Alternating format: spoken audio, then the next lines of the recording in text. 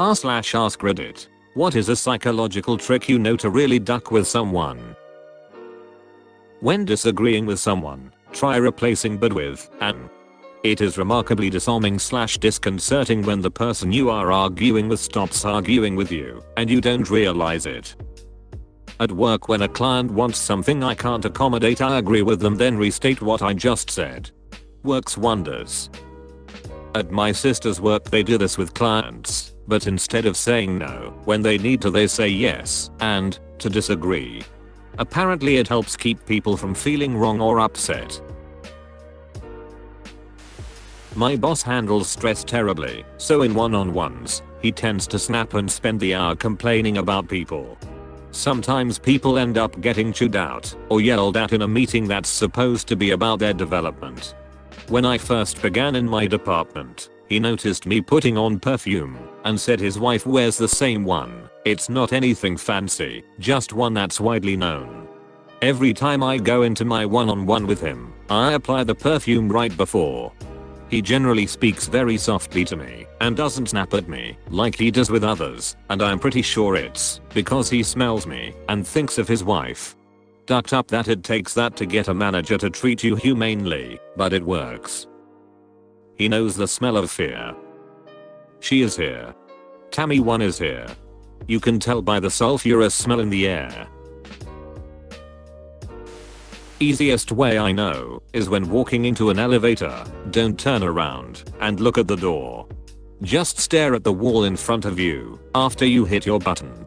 People get freaked out so easily because you aren't doing what normal people always do, and it messes with their head trying to figure out what you are doing it for. Offer somebody gum, but don't take a piece for yourself. Look at the pack, flip it over, and say okay as you put it back into your pocket. Came to this thread as I'm the beloved nuisance friend. This is one of the ones I'm gonna do, and I don't even chew gum. It's good that you don't, because part of this requires you to not. Immediately after they look at the time, ask them if they know what time it is. Chances are, they will have to look at the time again. Hell, I do this to myself all the time. If you've been in a space in close proximity to a stranger, elevator, library, etc., and neither of you have acknowledged each other or spoken, when you go to leave, say it was nice to meet you. Then walk away. Usually I get a you too back really quickly. Just say don't worry, you can hardly notice it. If you're eating with them, ask them a question as soon as they take a bite of food. Are you a waiter? It's not really psychological, but let's say someone is 25 or 30 feet behind me while we are both walking down a hallway. There's a 90-degree corner coming up. I round the corner, then run really quietly, so I'm really far ahead of the person behind me. Then I walk my normal speed again. When they round the corner, they're surprised to see how far away I'm now compared to how normal I was walking. There is this guy who usually walks home from the train station at the same time. I don't know his name or even exactly where he lives, but he must live somewhere close to me. There are many routes I can take, and I always do what you just described. Sometimes I see him take a different route than usual, apparently endlessly looking for the shortcut I must have taken to be ahead of him. Again, there is no shortcut. Whenever I'm out of sight, I'm running, just to be faster than him. It's been going on for years. Sometimes I wonder if he knows what I'm doing. Point out something that someone does all the time. One of my coworkers would leave the office at the end of the day and forget his headphones. So he'd leave the office and have to run in again to grab them. I told him I noticed he always forgot his headphones and how he's self-conscious about it and never forgets them anymore. That actually seems more helpful than duckful. Hey brat, I notice how you never get your work done every day. Nice try, Brenda.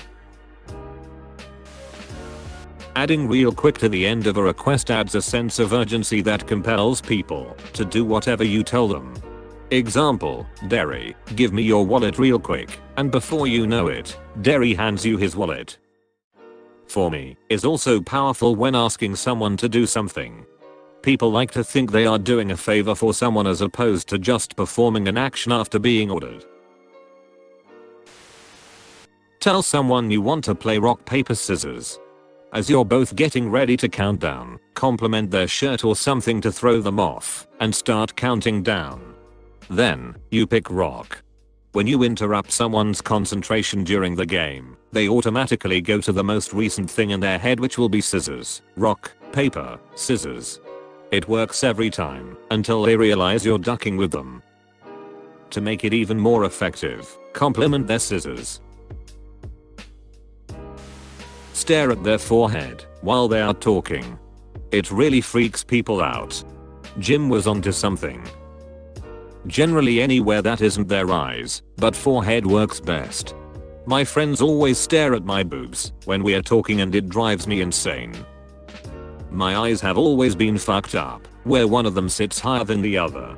In order to make it as discreet as possible, it's best to look people in the eye with my higher up eye. The downside to this is that the lower eye is constantly on their chest.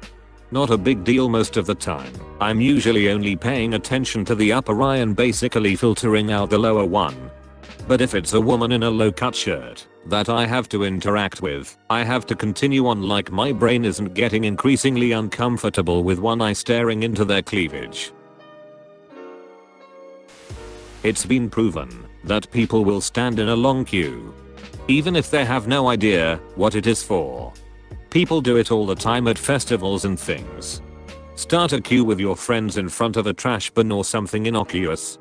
Then everyone just casually walks away after a load of people not in on the joke join the end of the queue. Alternatively, stare up at the sky like you're watching something fascinating up there, accumulate a crowd, shrug, and leave. Silence. It's a very effective interview technique because as humans we are conditioned to break silences in conversations. I had a conversation with my former boss, who was kind of a psychopath. He started by saying he needed to ask me a question. Then he made a bunch of statements and then just stopped and was silent. I assumed his question was implied by the statements, so I started to respond to the statements. He cut me off and chastised me for interrupting when he hadn't asked the question yet. Then he did the same thing, several statements, then silence, then I start to talk and get yelled at. He did this 3 times before finally asking a question. I thought he was absolutely nuts. Later I learned this is a technique people use to establish dominance. When someone needs to establish dominance to work with me, I go find another job. Look distractedly at their nose or some part of their face, then scratch or rub the corresponding part on your own face. They'll supposedly get confused and think they have something on them. This was from the book Mind Control, The Ancient Art of Psychological Warfare by the dubiously named Ha Lung. My emotionally unstable brother bought this book, and I had to see what the hell he was actually reading. The author sounds like a nutcase through his writing. If somebody is talking giving you no chance to say what you want to say, drop something very loud on the floor then begin to talk. I just imagined myself at someone's house dropping an antique vase or something, just to get my voice heard like some kind of lunatic, and think that would be hilarious.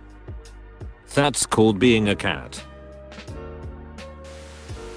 When you are talking to someone, if you interrupt them and say walk with me in a busy tone and start walking away, they will walk with you and continue the conversation without hesitation. You can lead them wherever you want really. If you want to really mess with someone, go up to them and ask them, hey, do you ever get that creepy déjà vu feeling? Then like a week later wear the same thing and ask them the same question. I've done this too. So many people and their reactions are hilarious. I worked with a friend who kept a 12-pack of Mountain Dew under his desk. For a while I'd sneak extra cans back into the box, not a lot and just enough that he was sure he drank more than the box would hold. He knows. Free drinks. Take a fake homework to school and ask them if they had done it. With zero context, ask someone who did they tell you that to? Then just watch as pure confusion washes over their face. The sentence means literally nothing, and it is fantastic. This was bad to read while high. Hand them trash in a conversation. Usually, if you reach out with something, the other person will take it, and if they are busy talking to you, they won't pay attention to what you're handing them. I do it sometimes for fun, and the expression I get when they finally look down and realize I just handed them my trash to take care of is great. Not really how to fuck with someone, but if you're sitting on a bus or train and don't want someone sitting next to you, don't put your bag on the seat. Someone will ask you to move it so that they can sit down. Instead, as someone walks by, pat the empty seal whilst making direct eye contact with them and smiling. Works 9/10 times, but the one time it doesn't work, good luck. Wave to random people in public, and when they wave back, look at them confused and point behind them. They'll be crying about the awkwardness until they start their new life in another country.